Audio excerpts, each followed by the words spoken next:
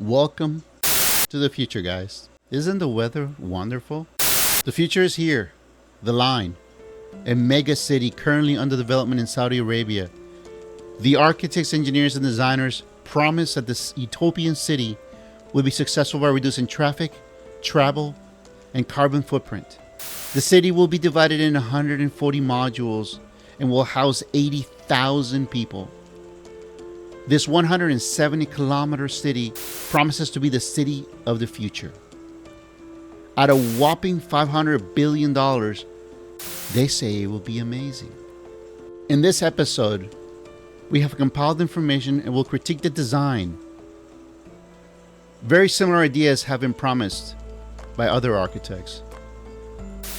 In 1922, a renowned French-Swiss architect known as Le Corbusier designed an unrealized utopian planned community intended to house 3 million people, the Ville Contemporaire, but it was never implemented. Utopian cities such as the ones depicted in the movie Blade Runner have vastly cynical views of our future. Is the Line destined to be one of these?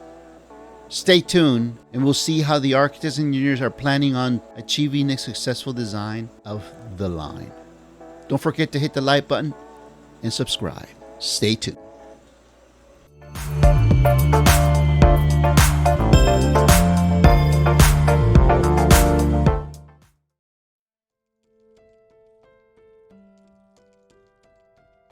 The Line is located in the Neom region of Saudi Arabia. The 105-mile-long city will cost $1 trillion to build, holding 9 million people. The Line is approximately 656 foot wide and 1,640 foot tall. It will be as tall as the Jan Hancock Center, running for 106 miles long. Transport spots will run at higher altitude so people don't have to commute down to the lower levels. The plan is to create a 5-minute city where you can get all basic needs within a 5-minute walk. The building is planned to be 200 meters wide and facing inward. The outer walls are mirrored with punch openings throughout. These openings will allow desert winds to flow throughout the internal cavity of the wall. 9 million people are expected to live in the city, more than any city in Saudi Arabia. Approximately 250,000 people per square kilometer, or 10 times denser than Manhattan and 4 times denser than the inner districts of Manila. Rafael Prieto Curiel, a mathematician and research fellow at the Complexity Science Hub in Vienna, has studied the geometries of thousands of cities and says a straight line is the worst possible layout. He predicts that it would be gigantic canyon with no natural light, requiring enormous amounts of electricity to maintain livable temperatures. If we stop it in 2023, there is just very minor excavation sites. But if we stop it in 2030, maybe there are already 1 million people living in there, and that's when will be a tragedy, because it will have 1 million people trapped in a very disturbing situation. Vertical circulation will be extremely difficult. The use of elevators to travel from the lower levels to the upper levels will be congested. You're going to go up and down in lifts and on public transport for every day for the rest of your life.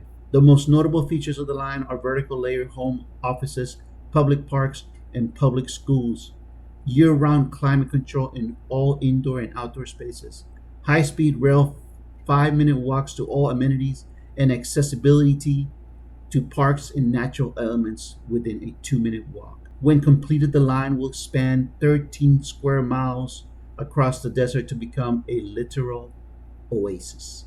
Architectural renderings are shown on buildings with 2 distinct sides that incorporate a verdant space in the middle filled with water features and plants. As you all know, the design was done by Morphosis, an American architectural design firm. As of October 2021, initial earthwork has begun, and it is expected that residents will begin moving in by the year 2030. The Line is just one part of the $500 billion NOAM project, an initiative announced in 2017, nested in the Vision 2030 plan and focused on the northwest part of Saudi Arabia.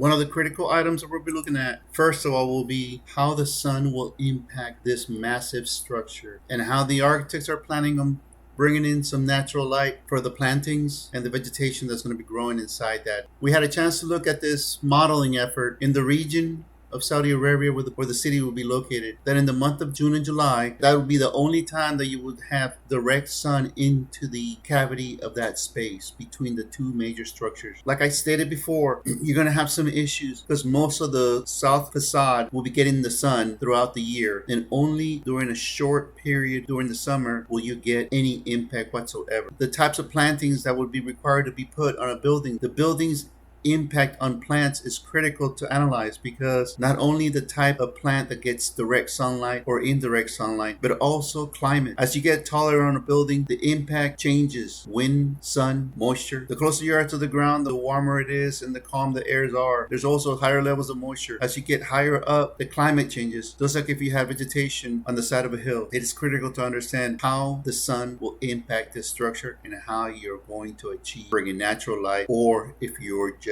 going to use artificial light. Welcome back, guys. As you can see, the weather is wonderful.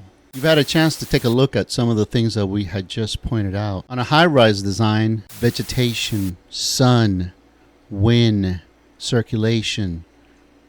But the one thing that we haven't talked about, and we will, or perhaps we may do a second video upload for you guys. We're going to talk about how they're going to handle fire or emergency egress, the necessities required for a city to not burn up. And my fear is you're going to have such a condensed and compact environment that this is going to be running like a ship. It'll have to be compartmentalized and create sections in the city where it's going to allow for some flexibility so that it can protect people living within the city. Can you imagine a fire from the lower levels as it begins to go up?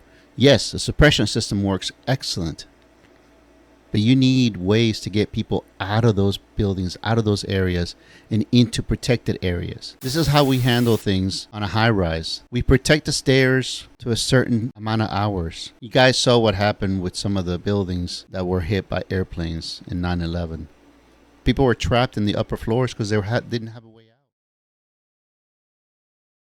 How is wind going to impact this 1,200 foot tall building? How is it going to react? How is it going to channel air through it? How is it going to avoid from swaying back and forth? This is something that's really critical to be analyzing. We looked at plants and how plants may have to impact the design of the building. Wind is a force to be reckoned, and there are ways around it. I'm sure you are familiar with the design criteria for high-rise. It does help to taper buildings as they get taller to reduce the drag of high wind forces as they get taller. How is this building going to function? We also have to look at circulation. ThyssenKrupp has come up with a design, a new type of elevator that will run not only vertically but horizontally. From my understanding, it's some sort of special magnetic elevator. Stay tuned for the next upload and we'll share more news about this. Don't forget to hit the like button and subscribe. Stay tuned for our next episode. Hasta la vista.